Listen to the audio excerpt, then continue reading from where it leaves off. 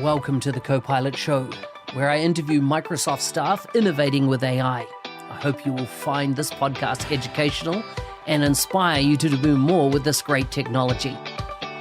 Now, let's get on with the show. In this episode, we'll be focusing on environmental strategies with the Power Platform, managed environments, and the like. Today's guest is from Richmond, Texas, in the United States. He works at Microsoft as a principal program manager. As always, you can find links to his bio, social media, etc. in the show notes for this episode. Welcome to the show, Kenric, or Ken. Thank you very much, and thank you for pronouncing my first name correctly. Most people just butcher that, even though it's a very, very simple name. So, wow. Yeah. Now, I noticed that, and of course, the audience can't see this, but on screen, we have your name, and you have got Dr. No in it, and I don't know the story behind it, so please enlighten me. So, many years ago, we admin, if you will, working for an organization, I had this tendency of always really challenging the business and everyone. And my answers almost always started off with, no, we're not doing that. So I picked up the nomenclature of Dr. No. That's just, whenever the business would come to me, it was that. Now, truthfully, those who actually knew me and worked with me knew that Dr. No usually said yes. He just wanted to know, KNOW, why you needed this, how we were going to implement it, and so on and so forth. But that's how it all got started. In the first BizApps conference, I even had Charles Lamanna calling me Dr. No a few times. It was pretty funny. That's epic. Before we kick into things, about food, family, and fun, who are you when you're not at Microsoft, and what do you get up to? Well, one, I'm a father and husband. I love my wife and my two girls. My oldest daughter is going to be getting married pretty soon. She just got engaged. So, hey, Kelsey, how are you? If you're listening. Wonderful human being. Can't say enough good things about her. I never thought she would actually be in tech, but she actually is senior data analyst. Now I have to make sure I say that. And my youngest daughter is making her way through university right now. Her name is Kaylee. Kaylee is also just brilliant, fun, and basically a mini me. My grandfather calls her my sidekick. She's in university. She's studying artificial intelligence with applied robotics or something like that. I think she's got like a year left. And my wife and partner of 30 years this year, I might not look like it, but her name is Erica. And I honestly probably wouldn't be much of anything without my wife. So I like that. Aside from the family, I enjoy barbecuing, Texas style barbecue. So a lot of folks who know me know that I can go on for hours talking about the science of barbecue and wood and smoking. And, have you ever baked inside of a smoker and baked apple pies? And have you ever smoked the cinnamon roll? And, I'll go on and on and on and on about those types of things. I also like doing autocross. So I recently bought myself a new toy, if you will, for doing autocross. And I'm been thoroughly enjoying that. So it's a little bit. I have never heard of autocross. What is it? Autocross is on a closed road course, right? So think of racing, but you're racing against time. So what they will do is they'll set out a course for you, and the course can change throughout the day. And there's various different classes. So, someone might be in a Miata, someone might be in a Porsche 911 or GTRS or whatever. So I have a new Mustang. So I think I'm kind of like middle of the pack or so, something like that class wise, because they also look at your horsepower and things like that. And you basically do time attacks. You can do time attacks, or you go through the road course, and it's very, very interesting and challenging because, it's not just racing in an oval, nothing against NASCAR or anything like that, or drag racing or anything. It's actually like you're driving the heck out of the car, right? And twist turns and so on and so forth. Like my first time out there, I went through my set of tires. When I got home, I told my wife I needed new tires, and she was like, wait, hold on a second. You just got this car. How do you need new tires already? And I was like, well, cause that's the best way I could explain it. Cause yeah. Right? So it's a blast. It's really fun. That's so cool. In New Zealand, we always fancy ourselves as being good at barbecue. But now I've done some time in America, we know nothing compared to, what I see Americans. And as you say, Texas, I've watched just recently on Netflix, I think they had a barbecue series. Yeah. Man, wow. Amazing what's involved. Yeah, it absolutely is. So I'll say this. So one year, actually it was about 4 years ago now, my family asked for me, we have Thanksgiving here in the United States. So we decided that we were going to have Thanksgiving at my brother-in-law's house. And I got asked, hey, cook all of the protein. I was like, okay. So what do you want me to cook? It's like, up to you. How many people are we having? At least 50. Wow. So I was like, okay. I cooked, I don't know how much turkey. I know I cooked 10 slabs of baby back ribs. I mean, just an absurd amount of food, right? And at the end of the day, it was all gone. But wow. I had one person, just never met her before, she walked up and she's like, who cooked these ribs? Who cooked these? And it's like, they pointed at me and she came up. She's like, do you cater? Do you do any? I was like, no, I don't cater. I'm sorry. I only do this for the family. But apparently it was good. Nice. So good. How did you get into Microsoft? Very, very long and not necessarily tedious process, but a lot of patience. Truthfully, I will say where I was before, I was very, very comfortable. And, I tell some folks this, especially my kids, comfort is sort of the enemy of progression, right? And evolution. You get real comfortable and just sort of just settle for things. And also, I didn't feel I was quite up to the task of being a Microsoft employee. I had this sort of persona, this air about, I can't join the proverbial mothership, if you will. Yeah. Yeah. Right. So I was talking with some folks on different account teams and things like that, just, chit-chatting and whatnot. And what would happen is they would ask me, hey, can you come talk to this customer? Can you come talk to this customer? And so on and so forth, right? So next thing I know, I'm getting asked, so, hey, why don't you come work for us? I'm not understanding, right? Either way, it took me about 18 months, roughly. Like I said, I was very comfortable and I was still very hesitant. But I joined, I got the role that I wanted. So I'm here on the Power Platform right now. I work in the thing that I actually just love to geek out and talk about, right? And I kick myself a few times a week and tell me, why didn't I do this sooner? Yeah. Let's take a quick break. Are you ready to transform your career in just 90 days? Join me on the 90-Day Mentoring Challenge and unlock your full potential. As I listen to the podcast, enroll now and get 10% off using the code MBAP. That's MBAP at the checkout. Don't miss this opportunity to learn from industry leaders and accelerate your growth. Visit ako.nz365guy.com and start your journey today. Interesting. So just give us a calendar timeline. So did you join in James Phillips' time, or is it more recent, or great question. I actually did join in James Phillips' times, right? Mm-hmm. So I think James, I was there maybe almost a year before James exited. Okay. Yep. And so, the transition has been very smooth and very interesting as well, right? Mm-hmm. But yes, I did get to experience sort of both dynamics of James leading and now Charles leading. Charles, yeah. And vastly different styles. Mm-hmm. I can't say that one may necessarily be better or the other. Admittedly, I am biased towards Charles. Mm-hmm.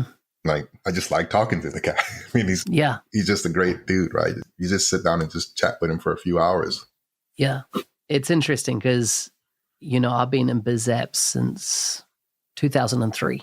So MS Serum, back in the day, and started going to Seattle every year since 2012 and sitting with the product team, as part of the MVP program. And so I've seen the transition. So a Juja before James Phillips, which was not in the same, it was just a different world back then. And then going into with James and what James did with bringing in the people he did, and of course the massive expansion of the org under his leadership. But I've noticed, and I've had James on the show. He was one of the first people I got on 7 years ago when I was starting out type thing. And it was probably the smartest thing I could have ever done, because that opened up or made it possible that everyone in his org were comfortable with me, coming on the show, because he said, go out, get them all on your show type thing.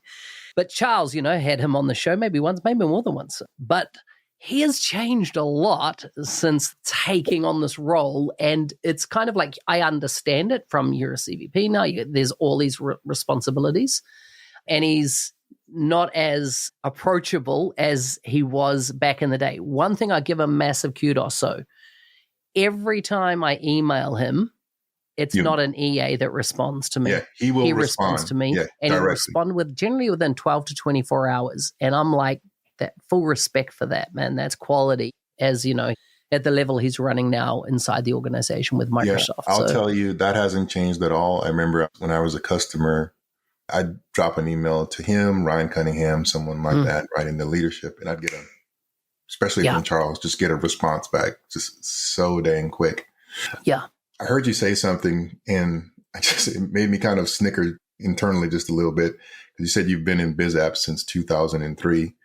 And I was telling someone recently, I was like, it's funny how things sort of come full circle, because I can remember using Navision way, way back when, 90s, right? And I'm like, okay, well, that's kind of where I am right now, because that got bought by this and that and so on. And, exactly. So it's incredible, eh?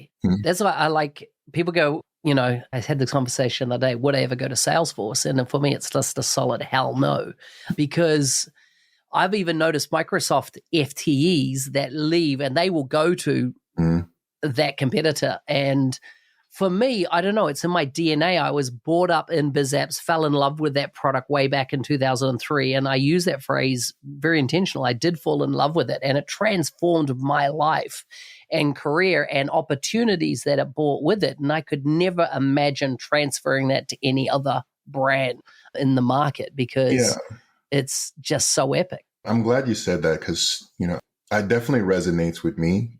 I take a lot of the learnings and things that I've had over the years with Navision, Great Plains, and all these different things, and then moving on into SharePoint and all these other different technologies. And there's always been just one common theme, and that is the opportunity and the level of growth that these technologies give to people and how it can change their lives. And the technology just allows these people to grow and sometimes even get brand new careers. 100%. I've seen this choice of career put so much bread on the table for not just the individual, but their families and their extended families. I started as a groundskeeper. I was in a manual labor role and was able to transition into this whole tech career that I have, today. And I have seen that time and time again in different countries all over the world. People are afforded an amazing opportunity by picking up the skill, a product inside Biz Apps, and have allowed them to just go so far. Yeah, I've had some really interesting prior jobs. I was a butcher at one point in time for a while, right? So I know how to butcher pretty much everything. Your cuts. Yeah. And then my dad owned this, let's call it a construction company, right? But they did primarily concrete work. So I used to work with them, and that was hard work. But I was in really great shape, though. I bet. Wow. So let's get on to what you do now, environmental strategy. Just give me how are you associated with Ryan Jones? Great question. So Ryan is, I guess, Zohar's boss. So Zohar is my manager, and thus I report up to Ryan Jones. Gotcha. I don't want to make it a whole podcast about the team, and talking about how great they are, but I mean, legends, right? You're right, though. Say it. They are phenomenal, right? Ryan's super approachable. I pinged him just yesterday. I was like, "Hey, you got a second?" Yeah. I just needed to bounce something off of him, and he's like, "Yeah, okay, yeah. I'm thinking about this, right? Okay, maybe you might want to tweak this and so on." Right? Yeah. Zohar has been an incredible coach, always encouraging me to Like he told me something recently and I really took it to heart. He says, I need you to fall in love with the problem. I love that. And I sat down for probably a good, 6 or 8 hours analyzing all of that, the problem and things that we were trying to face and whatnot. Yeah. And then, my peers on the team too, they're great folks. So that's really my relationship to that. Yeah. So Ryan owns, I guess you could almost say, all of managed environments, because that pillar right there is what sort of became out of once we split out of what used to be known as development and admin experiences under Julie Strauss. And then we got reorged and Ryan took that over, and it's been pretty dang good so far.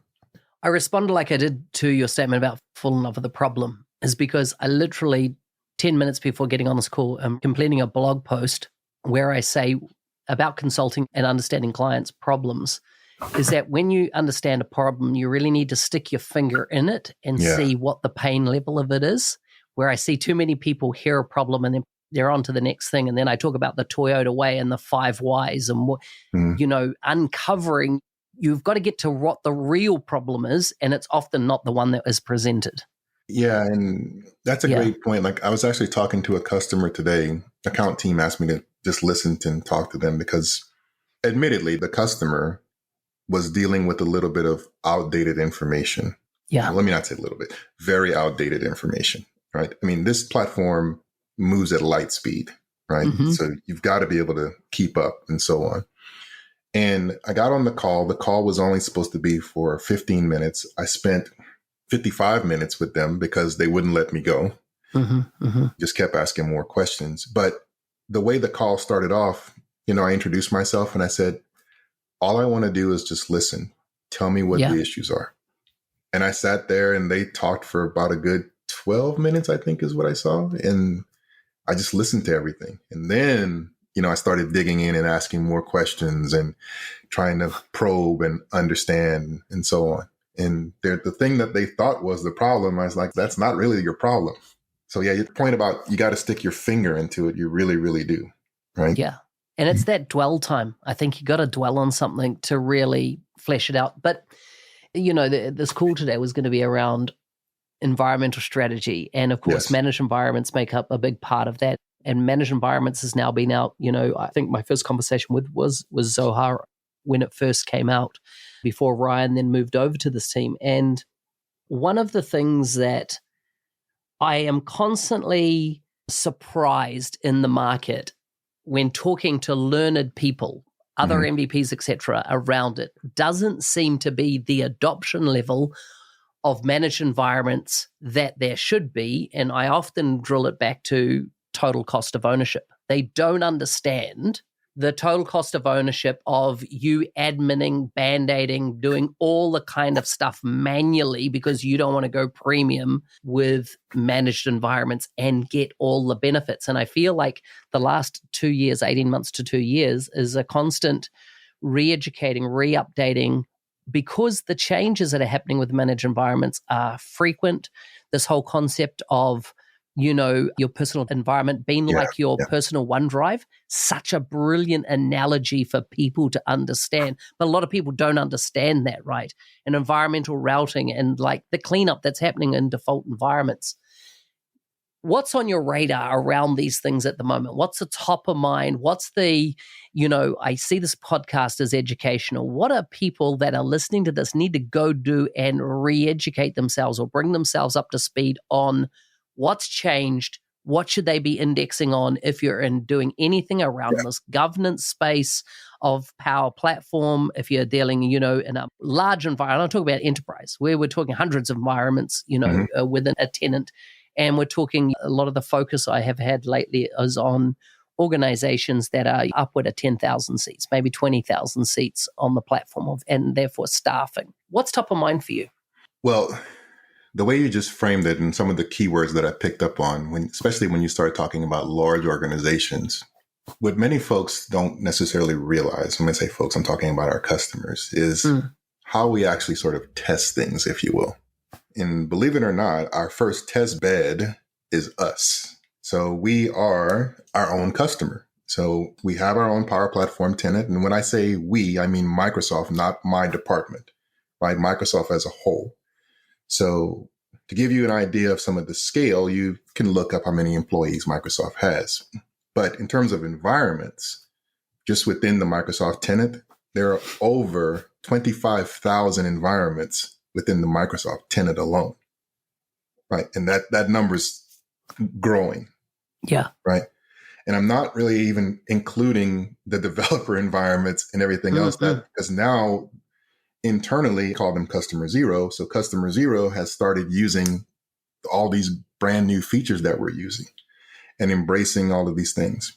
Now, what's the benefit of that? One, we get a lot of quick and hard feedback. They are extremely critical of us and the features that we put out. And there are a lot of tough requirements. And honestly, we listen to them, but we also listen to our customers as well. Some folks know that, for example, like we have different office hours and so on. I myself run an office hours that's not public. It's NDA only. So you have to get invited into it. And we are open book pretty much. Yeah. Right.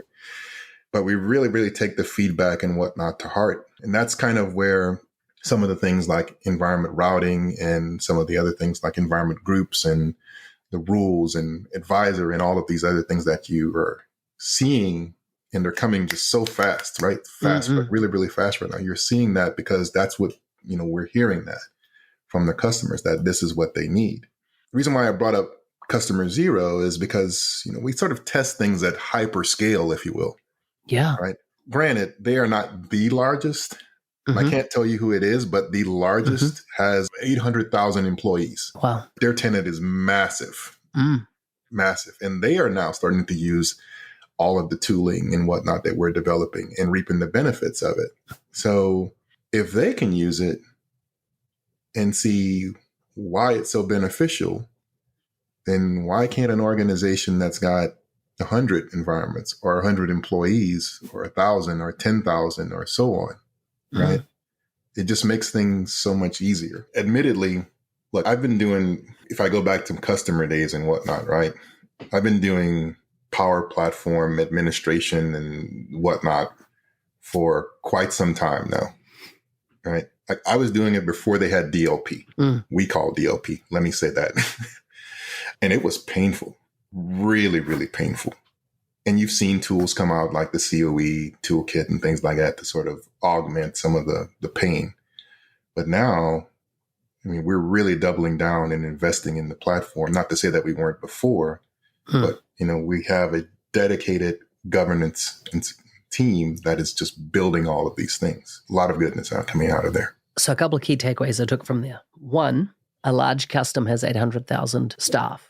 And why I wanted to emphasize that is because, and I highlighted this with Ryan Cunningham in a side session I had with him in Seattle earlier this year, is that because the Power Platform has been sold as a citizen development platform, I'd come across an enterprise customer, had 44,000 seats of premium, who had the enterprise architect had mandated in the organization that the Power Platform wouldn't be used for any enterprise application because if citizens or Susie in accounting can build something on here, there's obviously no ALM rigor.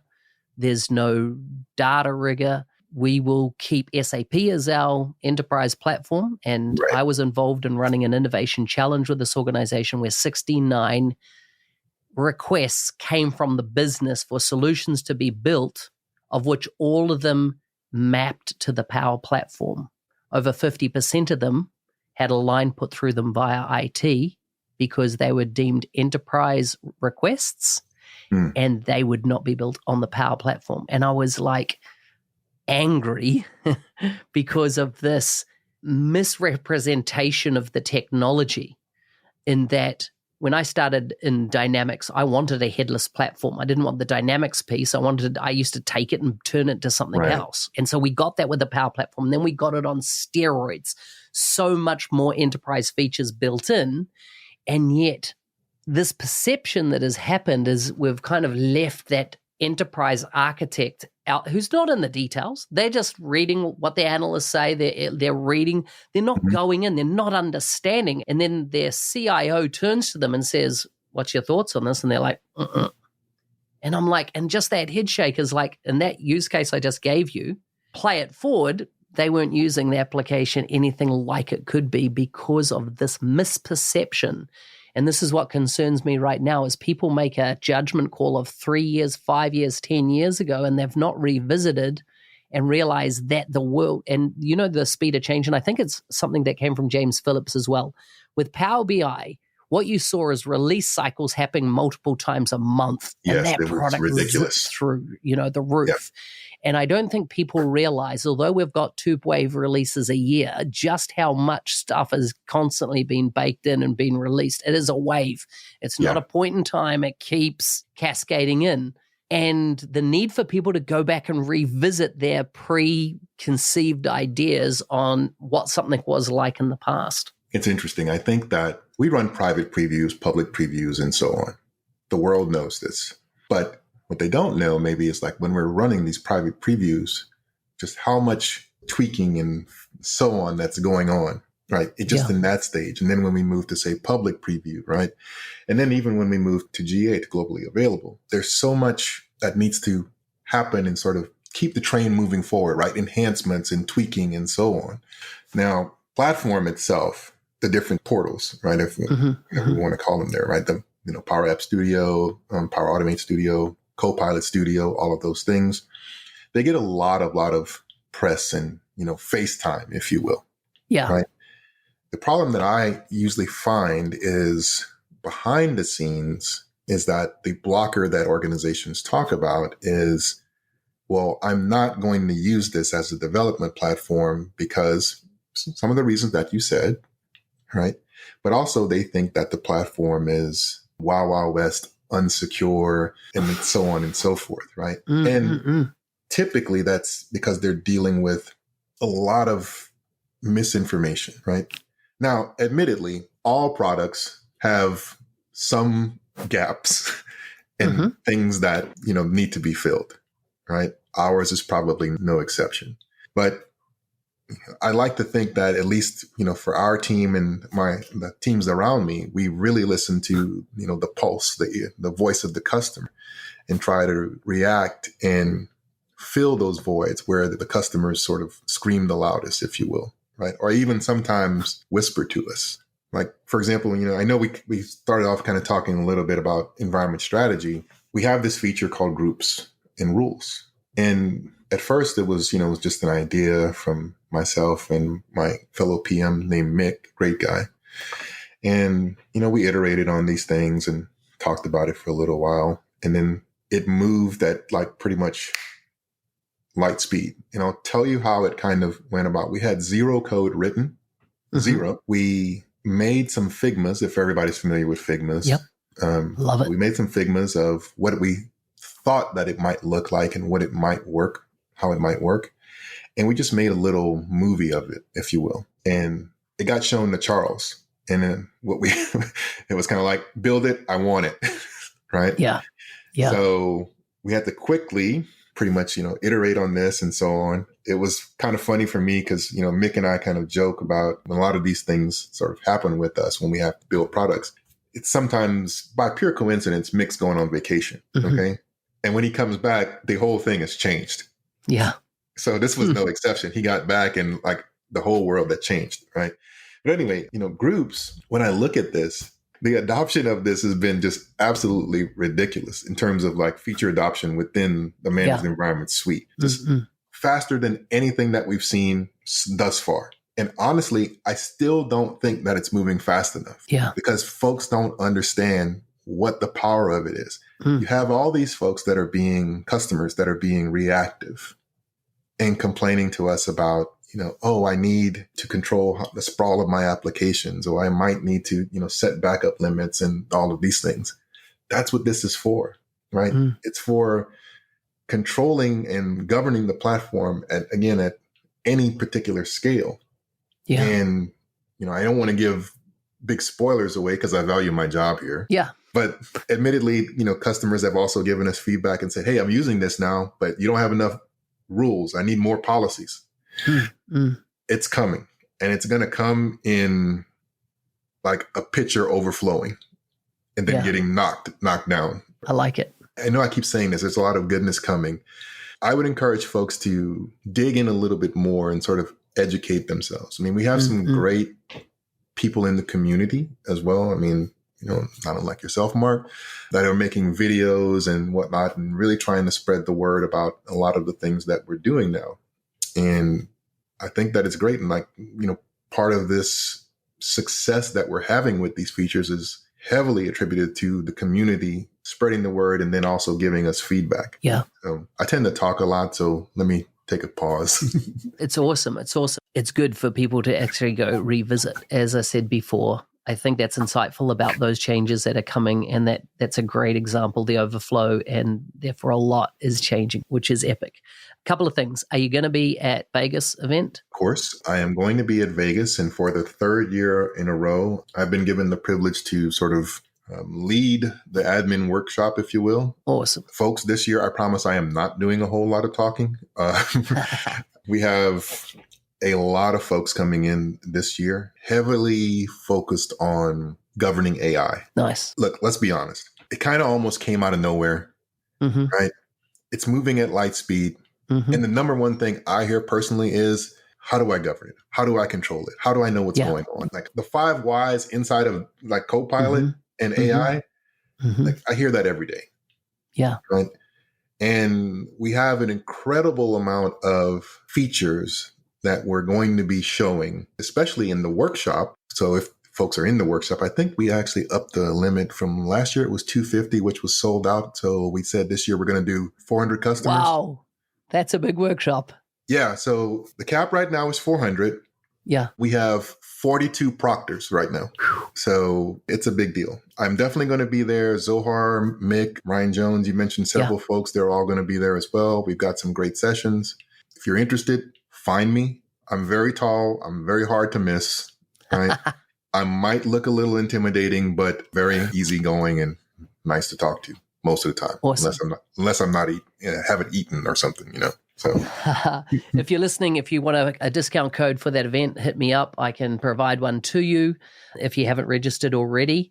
Kenric, at the start, you mentioned a podcast, your own podcast. Tell me, or is that a public or is it a Microsoft internal? Because I know there's lots of Microsoft internal podcasts.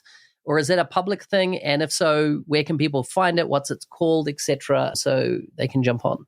Great question. It's probably the most official podcast that we have. It's not a Microsoft podcast per se, but all the folks who are on it, myself, Sean, and Wendy, our 3 hosts. We are all Microsoft employees of various different backgrounds and so on. We interview pretty much anybody, folks from the community. We will interview Ryan Cunningham or Charles. If you want to talk about something, we will talk about it. The name of the podcast is called The Low Code Approach, and it's on Podbean, iTunes, pretty much all major podcasts. The Low Code Approach. We'll get that in the show notes so people can click on it and go start listening. Kenric, it's been awesome to have you on. Can't wait to see you in Vegas in probably only about 4 weeks' time. Thanks for coming on. Thank you very much. Appreciate it. Hey, thanks for listening. I'm your host, Mark Smith, otherwise known as the NZ365 guy. Is there a guest you would like to see on the show from Microsoft? Please message me on LinkedIn and I'll see what I can do. Final question for you. How will you create with Copilot today? Ka kite.